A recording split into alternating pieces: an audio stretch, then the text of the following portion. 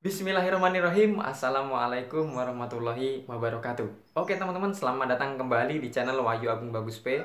Pada video kali ini masih tetap di rumah aja ya. Kita di sini akan memanfaatkan mesin bekas TV ya teman-teman. Jadi kita akan manfaatkan bagian induktornya, induktor ferit yang akan kita gunakan sebagai lampu emergency. Jadi pada video sebelumnya kita telah membuat lampu emergency menggunakan trafo charger HP. Kali ini dengan bahan yang berbeda dan tentunya jumlah komponen yang lebih sedikit. Jadi kita akan bisa membuat sebuah lampu emergency yang dapat digunakan pada saat keadaan mati listrik. Oke, mau tahu videonya? Simak terus sampai habis, ini dia videonya. Oke, seperti biasa teman-teman, jadi kita akan sebutkan apa aja bahan-bahan dan peralatan yang kita gunakan. Di sini ada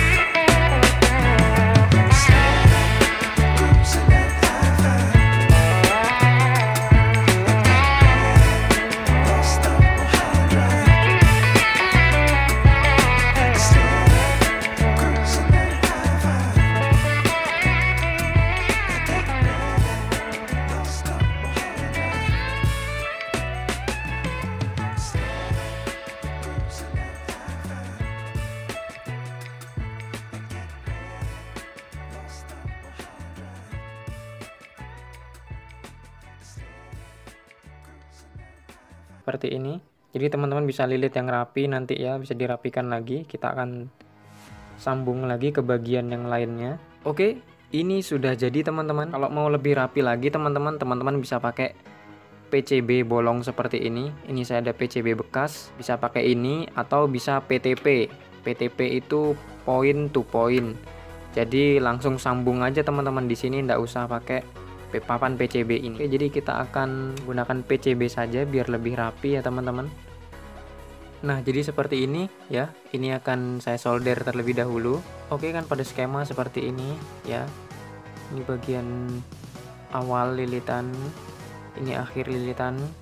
Ini dijadikan satu, yang ini ya. Ini jadikan satu, sudah. Kemudian yang akhir lilitan dari P ini menuju ke kaki kolektor dari transistor. Kita pasang kaki transistor. Oke, jadi pemasangannya seperti ini teman-teman. Jadi ini akan saya solder terlebih dahulu. Ini bagian ke kolektor. Nah, ini sekarang kita akan pasang bagian LED-nya. Sebelumnya saya akan menjelaskan LED, simbol LED ini seperti ini ya teman-teman. Ada tanda strip di sini, ini bagian negatif ya teman-teman. Yang kalau tidak ada tandanya, yang ini positif. Nah, jadi kalau pada LED aslinya bentuk fisiknya, teman-teman bisa lihat di sini. Kalau teman-teman beli baru, bagian kiri ini yang panjang ini kaki yang positif teman-teman. Kalau yang pendek ini negatif. Kalau misalnya kakinya sama semua gimana ukurannya? Teman-teman bisa lihat di dalam LED sini. Ini ada bagian yang lebar dan ada bagian yang tidak lebar. Jadi yang lebar ini yang negatif teman-teman. Nah, kalau yang nggak lebar ini yang positif. Jadi membedakannya seperti itu saja. Ya, ini positif, ini negatif. Kita akan pasang. Nah, ini sudah kita sambung. Kemudian kita sambung bagian elko. Nah, ini untuk elko teman-teman mungkin sudah tahu ya.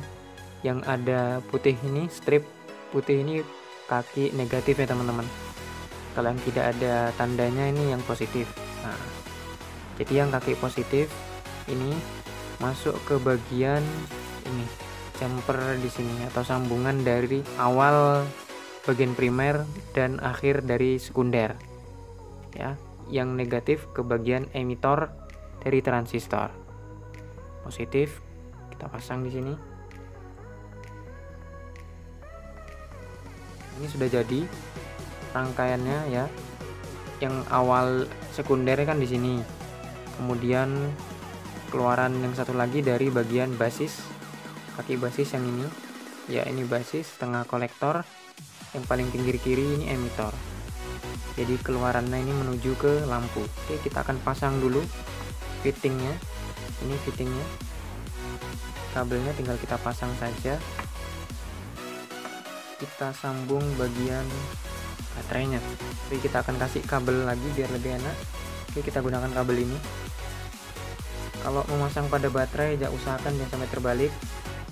Polaritas positif pada baterai, yang ini negatif. Oke kawan-kawan, kita akan testing dulu menggunakan lampu Philips ya, 4 watt. Ini teman-teman bisa lihat, ini 4 watt.